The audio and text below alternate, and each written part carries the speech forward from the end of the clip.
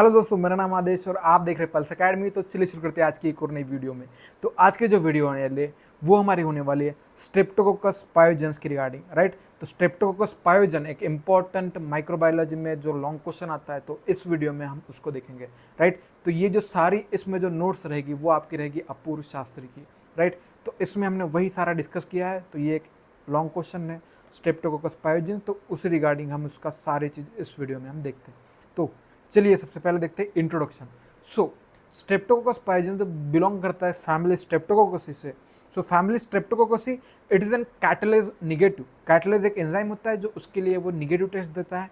तो वो आप जब जनरल पढ़ोगे तो उस टाइम पे मैं आपको समझा दूंगा कि कैटलेज क्या टेस्ट होता है, ऑक्सीडेज क्या होता है, सारी जो टेस्ट होती है वो आपको समझा दूंगा, राइट। सो कैटलेज निगेटिव होता है और जो ये बैक्टीरिया होता है gram positive cocci arrange in the pair और चेन्स, तो इसमें ये अरेंज होता है, right. So due to the single plane of division ये आपको अरेंज मिलेगा किसमें, पेयर्स में या चेन्स में। अगर क्वेश्चन में आपको आता है कि ये बैक्टीरिया है जो कि पेयर से चेन्स में मिल रहा है तो ये आपका मोस्टली यही होगा, राइट। अब Streptococcus and enterococcus and pneumococcus are the important member of this family. So family Streptococcus के इंपॉर्टेंट मेंबर्स में कौन आता है, स्ट्रेप्टोकोकस आता है, एंट्रोकोकस आता है, नीमोकोकस आता है। तो ये सारे इंपॉर्टेंस आते हैं, राइट।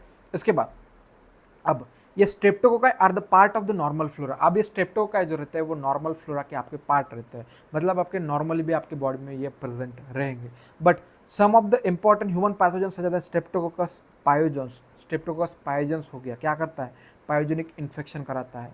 स्ट्रेप्टोकोकस एगेलेक्टी क्या कराता है, मेनिंजाइटिस कराता है, किसमें, न्यूबॉर्न में, राइट। उसके बाद स्ट्रेप्टोकोकस निमोनी क्या कराता है, निमोनिया कराता है, meningitis in all age group. तो ये जो सारे रहते हैं ये आपके स्ट्रेप्टोकोकस ही है, बट ये डिसीज कॉज करते हैं। और कुछ जो स्ट्रेप्टोकोकस रहते हैं वो normal as a normal flora as body में रह सकते हैं, राइट। अब उसके बाद देखते हैं क्लासिफिकेशन। अब जो इसका क्लासिफिकेशन किया जाता है वो दो बेसिस पे किया जाता है। पहली चीज़ इसका क्लासिफिकेशन किया जाता है उसका मतलब ऑक्सीजन के यूज़ के regarding. So that is an obligate anaerobic एक, उसके बाद एरोब्स और फैकल्टेटिव एनारोब्स। तो ये तीन में इसका क्लासिफिकेशन किया जाता है। कैसे, एब्लिगेट एनोर्ब्स, एरोब्स और फैकल्टेटिव एनोर्बिक ग्रुप। तो इसमें इसका क्लासिफिकेशन किया जाता है। और उसके बाद जो दूसरा क्लासिफिकेशन किया जाता है वो किया जाता है कि हीमोलाइसिस प्रोड्यूस किया जाता है। Haemolysis produce on the 5% of sheep blood agar. तो इस पे अगर कैसे हीमोलाइसिस देता है तो उसके बेसिस पे इसका क्लासिफिकेशन तीन में किया जाता है, that is alpha haemolysis, beta and gamma haemolytic streptococci. तो इनमें ये तीन में ये डिवाइड किया जाता है। तो सबसे पहले देखते हैं कि ये क्या होता है। एक इंपॉर्टेंट एक शॉर्ट नोट भी आते हैं इस पर कि what are the different types of haemolysis, तो ये आपको एक्सप्लेन करना जरूरी है। तो सबसे पहले बताइएगा अल्फा हीमोलाइसिस। तो alpha haemolysis it is due to the partial lysis of RBCs and producing a small zone of greenish discoloration surrounding the colonies। तो आपको इसमें दो चीज़ें याद रखनी है, it is an partial lysis of RBC, partial lysis है, और दूसरा कि स्मॉल बनाता है, small zone of greenish discolouration बनाता है सराउंडिंग द कॉलोनी, उसको स्मॉल बनाता है। तो ये एक चीज़ याद रखना। और तीसरी चीज़ इसमें याद रखना है आपको कि ये किस में मिलता है। तो अल्फा हीमोलाइसिस मिलता है हमें विरिडियन स्ट्रेप्टोकोकाई एंड नीमोकोकाई में। तो विरिडियन स्ट्रेप्टोकोकाई एंड नीमोकोकाई में आपको मिलता है अल्फा हीमोलाइसिस। उसके बाद जो बीटा हीमोलाइसिस होता है, तो beta haemolysis it is an complete haemolysis of RBC, complete lysis of RBC. यहाँ पे पार्शियल लाइसिस था, यहाँ पे कंप्लीट लाइसिस ऑफ आरबीसी होता है। और जो जोन बनता है ग्रेनिश डिस्कलरेशन का वो हमारा वाइट जोन होता है करीब करीब 2 to 4 mm का।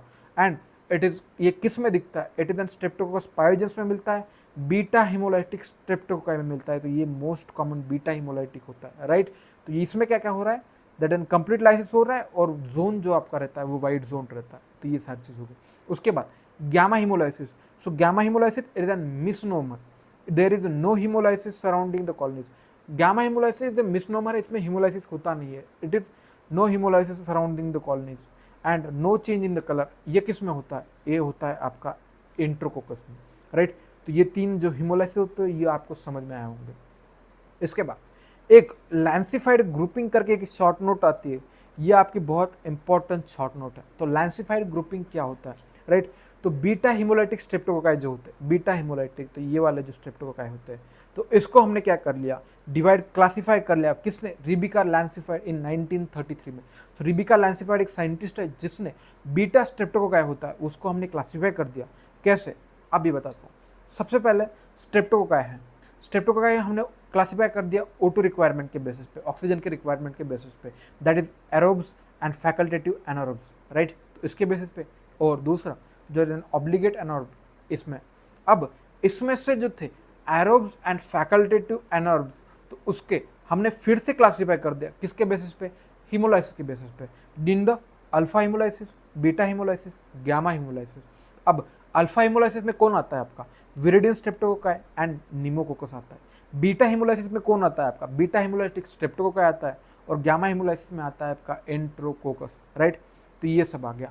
अब उसके बाद आएगी आपकी लैंसिफाइड ग्रुपिंग। अब ये लैंसिफाइड ग्रुपिंग जो आपका जो करती है वो किस पे करती है? Depending upon the group specific carbohydrate, C carbohydrate antigen.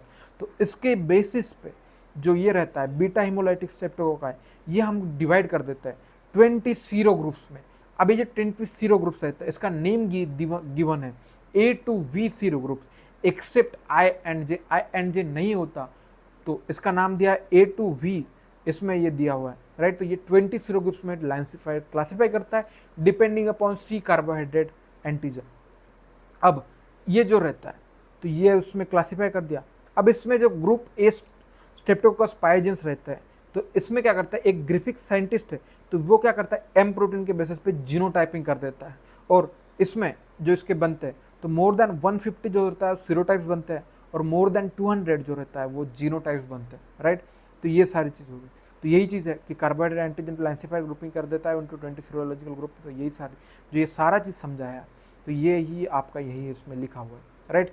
तो इतना सारा चीज़ हमने इसमें इंट्रोडक्शन में देख लिया। अब देखते हैं स्ट्रेप्टोकोकस पायोजन इन्फेक्शन, तो ये वाली चीज़, राइट। तो streptococcus pyogenes it is an only species under the Lancefield group that is called as a group A streptococcus, right. It is associated with the various suppurative infections. Suppurative मतलब pus forming infection. It is also trigger the post infection non superspirative complication, right. तो superspirative मतलब suppurative infection तो कराता ही कराता है, but normal infection होने के बाद जो नॉन सुपोरेटिव कॉम्प्लिकेशंस होते हैं जैसे कि आपका हो गया एक्यूट रूमेटिक फीवर हो गया, एक्यूट ग्लोमेरुलोनेफ्राइटिस, वो भी ये कराता है, राइट। तो ये सारी चीज़ कहना चाह रहा है। अब इसके वायरुलेंस फैक्टर एंड पैथोजेनिसिटी देखते हैं। तो वायरुलेंस फैक्टर जो होते हैं वो कैटेगराइज किए जाते हैं 3 में, सेल वॉल एंटीजन में, टॉक्सिन्स और एंजाइम्स। तो इसका सेल वॉल एंटीजन में हो गया, टॉक्सिन्स हो गया और एंजाइम्स हो गया। तो सबसे पहले देखते हैं cell wall antigen. Cell wall of streptococci is compose of peptidoglycan layer and इनमें कुछ प्रोटीन्स एम्बेडेड होते हैं या फिर कुछ सब्सटेंस एम्बेडेड होते हैं जैसे कि कार्बोहाइड्रेट हो गया, टिकोइक एसिड हो गया, लाइपोप्रोटीन हो गया एंड जो बाकी के एंटीजेंस होते हैं दैट इज प्रोटीन एंटीजेंस, तो ये भी इसमें प्रेजेंट रहते हैं। सबसे पहले देखते हैं लाइपोटिकोइक एसिड। तो लाइपोटिकोइक एसिड जो रहता है तो इसमें इसका काम रहता है help in the adhesion to the pharyngeal epithelium cell and to the other host cell such as protein such as fibronectin. तो इनके जो अडेशन करता है फेरेंजियल एपिथेलियल में, तो ये काम होता है लाइपोटिकोइक एसिड का, राइट। उसके बाद जो कार्बोहाइड्रेट सी एंटीजन रहता है तो they are group specific antigen और ये बेसिस रहता है आपका लैंसिफाइड ग्रुपिंग का। इसके बाद जो एम प्रोटीन रहता है it is principal virulence factor A of streptococci, right. तो ये एम प्रोटीन रहता है। तो 3 क्या क्या चीज़ें, lipoteichoic acid, carbohydrate antigen and M protein. Lipoteichoic acid adhesion करता है आपका फेरेंजियल वॉल में एपिथेलियल में आपको अटैच करने में। कार्बोहाइड्रेट एंटीजन जो स्पेसिफिक रहता है लैंसिफाइड ग्रुपिंग का बेसिस है और ग्रुप स्पेसिफिक रहता है। और एम प्रोटीन जो रहता है वो प्रिंसिपल वायरुलेंस फैक्टर रहता है।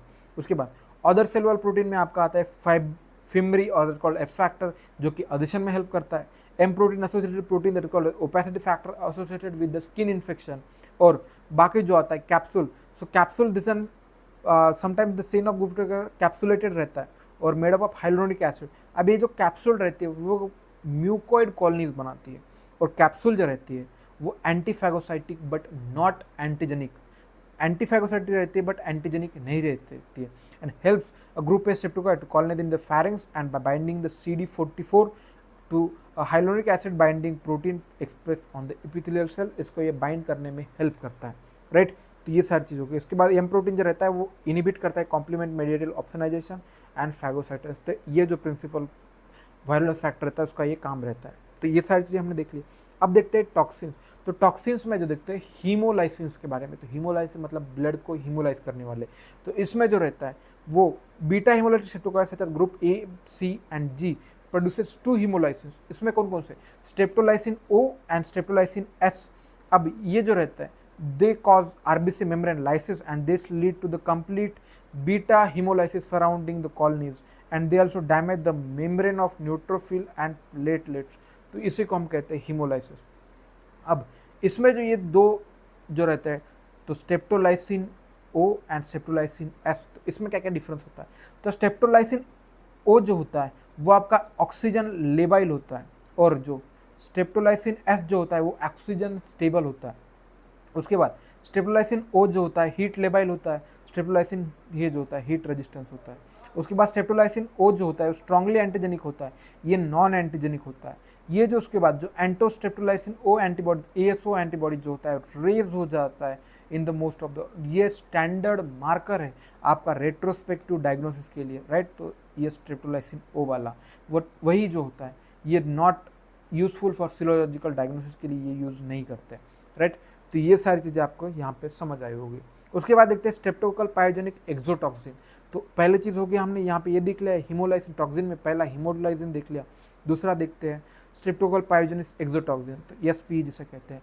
अब ये जो पायरोजेनिक एक्सोटॉक्सिन है ये क्या करेगा? पायरोजन मतलब फीवर कॉज करेगा, राइट। तो induce fever it is responsible for the pathogenesis of the certain streptococcal infection such as scarlet fever. तो स्कारलेट फीवर हो गया, नेक्रोटाइजिंग फैसिलाइटिस हो गया, टॉक्सिक शॉक सिंड्रोम, इन सब में जो फीवर कॉज कराता है तो वो होता है आपका स्ट्रेप्टोकोकल पायोजेनिक एक्सोटॉक्सिन। तो ये हो गया।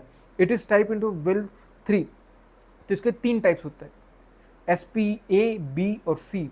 अब इसमें से ए और सी जो रहता है वो बैक्ट्रोफेज कोडेड रहता है, बट जो बी रहता है वो क्रोमोसोमली मेडिएटेड रहता है। जो ए और सी रहेगा वो बैक्ट्रोफेजिकली मेडिएटेड रहता है, मतलब आप क्रोमोसोमली कैसे बनता है मतलब वो तो बैक्ट्रोफेज कोड करता है, बट बी जो रहता है वो क्रोमोसोमली जो मेडिएटेड रहता है। तो इसमें से ए और सी जो रहता है वो सुपर एंटीजन की तरह एक्ट कर सकते हैं। और staphylococcal toxin TS1, TSST1 they also act T cell mitogens and they induce a massive immune response, cytokine causes fever, shock and tissue damage। तो ये टॉक्सिक शॉक सिंड्रोम की तरह भी ये एक्ट कर सकते हैं, राइट। तो ये चीज़ें हमने देख ली टॉक्सिन्स के बारे में। अब देखते हैं एंजाइम्स के बारे में। तो एंजाइम्स के बारे में स्ट्रेप्टोकाइनेस दैट कॉल्ड एज फाइब्रिनोलाइसिन। तो ये जो स्ट्रेप्टोकाइनेस रहता है ये एक्टिवेट करता है plasminogen to the plasmin and thus break down the fibrin barrier around the infected site and thereby facilitating the spread of the infection. तो ये काम करता है। उसके बाद अब ये थेरेपेटिक यूज क्या है? Being the fibrinolytic this toxin is used in treatment of myocardial infection and other thromboembolic disorder to break down the thrombus, right. तो इसमें इसका यूज किया जाता है। अब देखते हैं स्ट्रेप्टोडोर्निज एंजाइम जिसे को हम डीएनएस कहते हैं। It break down the DNA and thus help in the liquefying the thick pus containing large amount of DNA derived from the nucleic acid of necrotic cell. तो इसको हम जो डिग्रेड करने में काम आता है, तो म्यूकस को डिग्रेड करने में काम आता है। क्यों? क्योंकि उसमें मेजरली हमें डीएनए प्रेजेंट मिलता है, तो डीएनए को डिग्रेड करने का काम ये एंजाइम करता है, right. This is responsible for the serial nature of streptococcal exotoxin.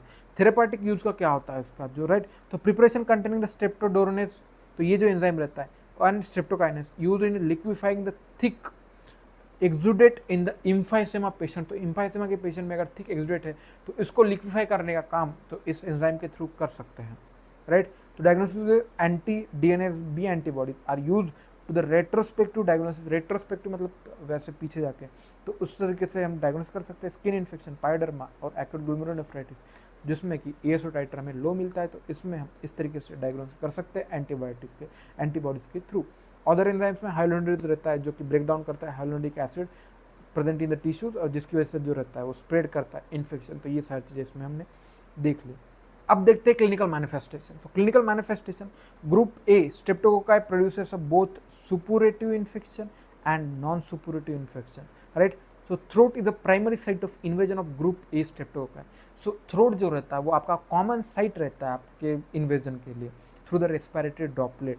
अब सुपरेटिव इन्फेक्शन देखते हैं। सुपरेटिव इन्फेक्शन कौन कौन से कॉज करता है? सो रेस्पिरेटरी इन्फेक्शन में जो फेरेंजाइटिस होता है, सोअर थ्रोट, वो मोस्ट कॉमनली उसमें कॉज करते हैं। उसके बाद सुपरफिशियल स्किन और सॉफ्ट टिश्यू के इन्फेक्शन में impetigo that's called as pyoderma cause करता है। पायोडर्मा क्या होता है या फिर इम्पेटिगो क्या होता है? It is N superficial infection of the skin caused by the group Streptococcus, right. तो ये किस में होता है? यंग चिल्ड्रन हो गए, वार्मर मंथ में ये यंग चिल्ड्रन में ये मोस्टली होता है, ट्रॉपिकल क्लाइमेट में जिसमें कि आपकी पोर हाइजीन वगैरह है तो ये इसमें मिलता है, राइट। तो उसके बाद ये जो आपका मोस्टली नोज, माउथ और लेग्स को अफेक्ट करता है, इतना सारी चीज़ें में है। उसके बाद आपको मोस्टली कभी कभी जो मतलब इनोमरेट कर दीजिए कि suppurative infection and non suppurative infection cause by the streptococcus pyogenes, तो ये आपको ये आना चाहिए, ये आपको याद रखना बहुत जरूरी है। तो इसमें सुपोरिटी में देख लीजिए, सिस्टम वाइज देखते हैं। रेस्पिरेटरी इन्फेक्शन में सुपोरिटी में क्या क्या करता है? दैट इज फेरेंजाइटिस या सोर थ्रोट करता है, स्कारलेट फीवर करता है, ऑदर में क्या क्या निमोनिया कर सकता है, इम्फेसिमा कर सकता है, क्विंसी कर सकता है, साइनोसाइटिस कर सकता है, ओटाइटिस मीडिया कर सकता है। तो ये जो सारे रहता है वो रेस्पिरेटरी में कर सकता है। बाकी आप देखते हैं स्किन एंड सॉफ्ट टिश्यू में क्या कराता है? सुपरफिशियल में इम्पेटिगो कॉल्ड पायोडर्मा कराता है, सेलुलाइटिस और इरेसेफेलिस, तो ये देखेंगे क्या होता है, इरेसेफेलिस क्या होता है ये भी देखेंगे। उसके बाद डीप और सॉफ्ट टिश्यू इन्फेक्शन में नेक्रोसाइटिक फैस्कुलाइटिस कर सकता है, स्ट्रेप्टोकोकस मायोसाइटिस करा सकता है, तो ये भी करा सकता है। फिर बैक्टीरिया में कर सकता है, जैसे कि लीड कर सकता है, एंडोकार्डाइटिस हो सकता है, ऑस्टियोमाइलाइटिस हो सकता है, सेप्टिक अर्थराइटिस हो सकता है, मेनिंजाइटिस हो सकता है। इसके बाद और करा सकता है टॉक्सिक शॉक सिंड्रोम और प्यूरल सेप्सिस, तो ये सारी चीज़ें सुपोरिटी में करा सकता है। अब देखते हैं नॉन सुपोरिटी में क्या कर सकता है। एक्यूट ट्रोमैटिक फीवर कर सकता है, एक्यूट ग्लोमेरुलोनेफ्राइटिस करा सकता है। उसके बाद जो होता है ये ग्लूटेट सोरियासिस करा सकता है, रिएक्टिव अर्थराइटिस कर सकता है, पैंडास कर सकता है, मतलब क्या होता है paediatric autoimmune neuropsychiatric disorder associated with streptococcal infection, तो ये भी करा सकता है, राइट। तो ये जो रहता है वो सुपोरेटिव एंड नॉन सुपोरेटिव इन्फेक्शन जो कॉज करता है स्ट्रेप्टोकोकस पायोजेन। एक इंपॉर्टेंट शॉर्ट नोट या फिर लॉन्ग क्वेश्चन में आता है होगा, इनोमरेट कर दीजिएगा सुपोरेटिव एंड नॉन सुपोरेटिव इन्फेक्शन, राइट।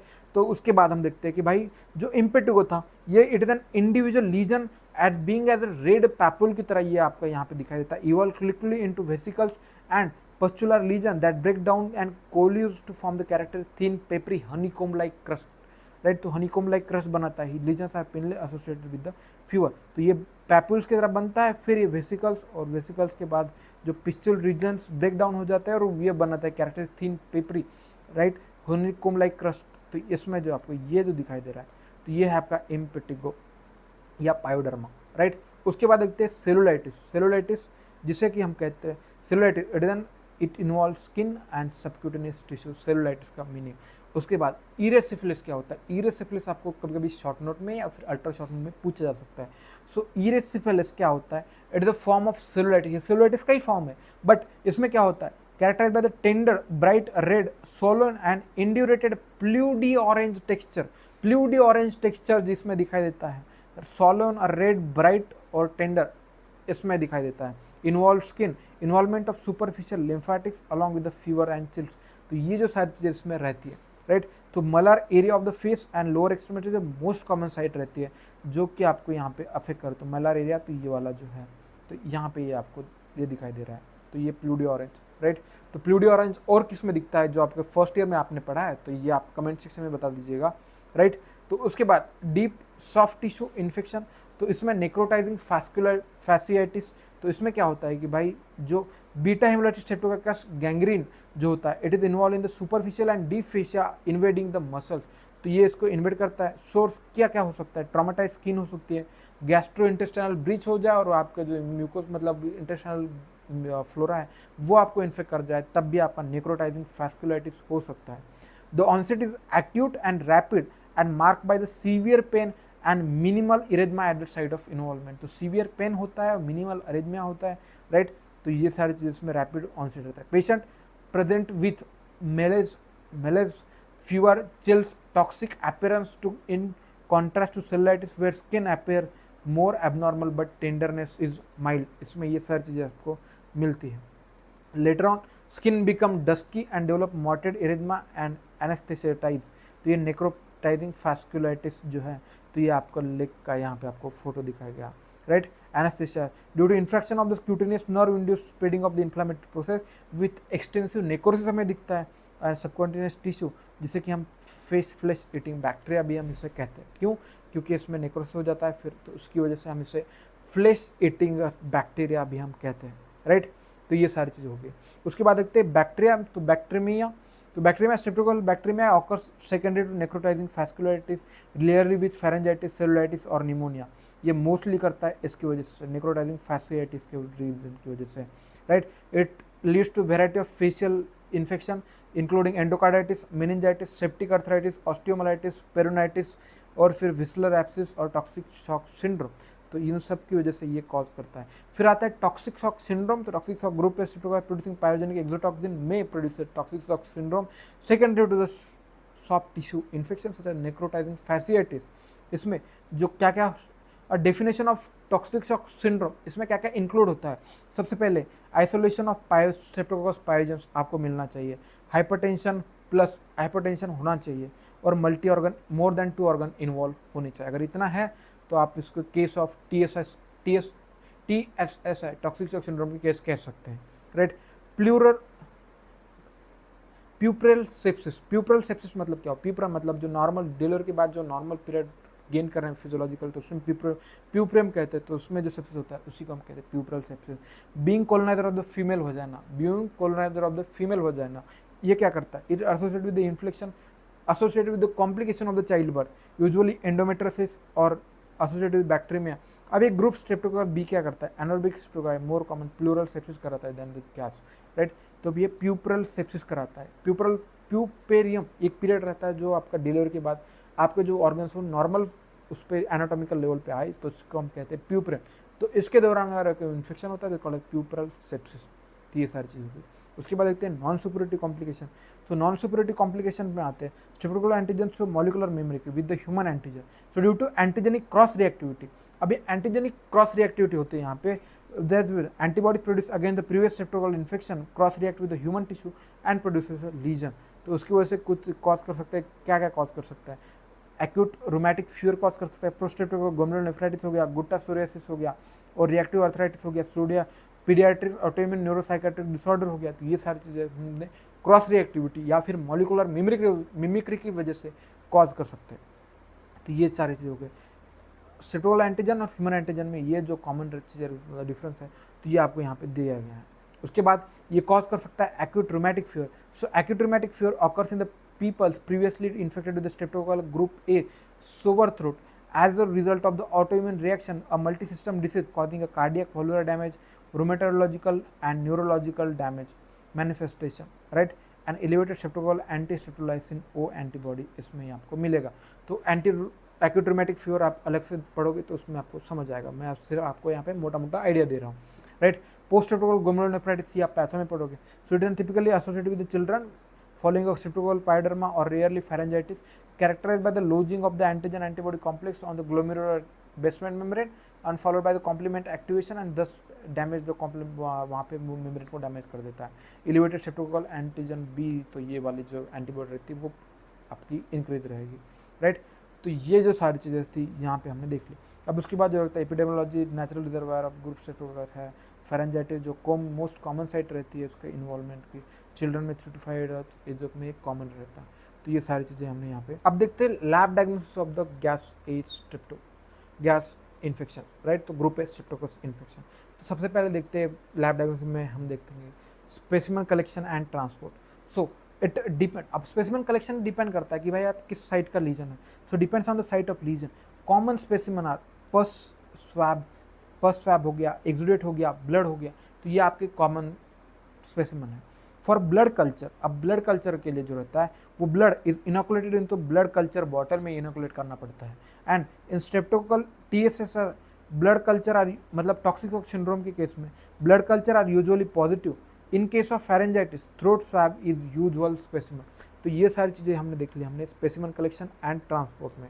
अब उसके बाद देखते हैं direct microscopy. So direct microscopy जब हम करते हैं तो हमें दिखाई देता है gram positive cocci in the chains, right. तो ये हमें दिखाई देता है। अगर ये आपको क्वेश्चन में अगर इतना आपको दिया हुआ है तो आप समझ लीजिएगा ये आपका स्ट्रेप्टोकोकस पायोजेंस है। तो चेन्स में अगर आपको आ रहा है तो ये आपका ये है, राइट। डायरेक्ट माइक्रोस्कोपी उतनी इंपॉर्टेंट है नहीं, क्यों? क्योंकि ये आपका नॉर्मल फ्लोरा का भी है, तो अब नॉर्मली अब इन्फेक्शन है या फिर नॉर्मल फ्लोरा है ये आप मोस्टली पहचान नहीं पाओगे, तो उसकी वजह से उतना डायरेक्ट माइक्रोस्कोपी उसका यूज़ नहीं आता। ये अब ग्राम पॉजिटिव कोकाई जो आपको ये चेन्स में दिखाई दे रहा है यहाँ पे, ये देख लीजिए। तो ये जो है तो ये इस तरीके से तो ये जो है तो ये आपको जो रहेगा वो आपको कोका है जो कि आपको चेन्स में है, राइट। तो ये आपको यहाँ पे दिखाई दे रहा है। उसके बाद देखते हैं कल्चर। सो कल्चर में it is inoculated into various media and incubated overnight रखा जाता है at 37 degree Celsius aerobically in presence of 5 to 10% of CO2। अब तो इसका ऐसे कल्चर किया जाता है। स्ट्रेप्टोकोकस पायोजेंस रहता है वो फास्टिडियस ऑर्गेनिज्म रहता है, तो ये does not grow on the MacConkey agar और basal media like nutrient agar और पेप्टोन वाटर ब्रॉथ। अब ये जो मतलब स्ट्रेप्टोकोकस पायोजेंस रहता है ये एक फास्टिडियस ऑर्गेनिज्म रहता है, और इसकी वजह से फिर क्या होता है कि मैकोंकी अगार हो गया, बेसल मीडिया अगार लाइक पेप्टोन वाटर हो गया, आपका न्यूट्रिएंट अगार हो गया, वो तो इस पर ये ग्रो नहीं करता। इसके लिए ग्रो करने के लिए हमें चाहिए media enrich with the blood. तो ब्लड, सीरम और कार्बोहाइड्रेट इनके इनरिच अगर आपको मीडिया है तो इसी पे ही आपका ये ग्रो हो जाएगा। जैसे कि ब्लड अगार हो गया, सेलेक्टिव अगार में आपका क्रिस्टल वायलेट ब्लड अगार हो गया, तो इस पे ये ग्रो करता है। सो ब्लड अगार में जो कॉलोनीज आपकी दिखाई देती है, जो colonies are the small, that is 0.5 to 1 mm pin point and wide zone of beta haemolysis. तो ये दो चीज़ें आप याद रखना। ब्लड अगार पे आपको पिन पॉइंट कॉलोनीज कौन देता है? स्ट्रेप्टोकोकस पायोजेंस देता है, और wide zone of beta haemolysis भी स्ट्रेप्टोकोकस पायोजेंस से देता है। सेलेक्टिव मीडिया पे क्रिस्टल वायलेट ब्लड अगार जो होता है यूज, इसमें selectively allow growth of S Streptococcus pyogenes, इस पर ग्रोथ की जाती है, राइट। तो ये चीज़ें समझ में है। उसके बाद जो कल्चर किया इसकी माइक्रोस्कोपी कर दीजिए, कल्चर स्मीयर माइक्रोस्कोपी। तो इसमें gram stain smear of the colony are the gram positive spherical cocci, तो इसमें हमें दिखाई देते हैं arranged in the chains and hanging drop reveals on non motile. तो हैंगिंग ड्रॉप जो होता है वो नॉन मोटाइल हमें दिखाई देता है, राइट। तो यहाँ पे बायोकेमिकल टेस्ट, अब बायोकेमिकल टेस्ट आपको भी इंपॉर्टेंट है क्योंकि यही टेस्ट आपको आएंगे पॉजिटिव नेगेटिव इस तरीके से। सो हमने देखा था इनिशियल में कि it is an catalase negative.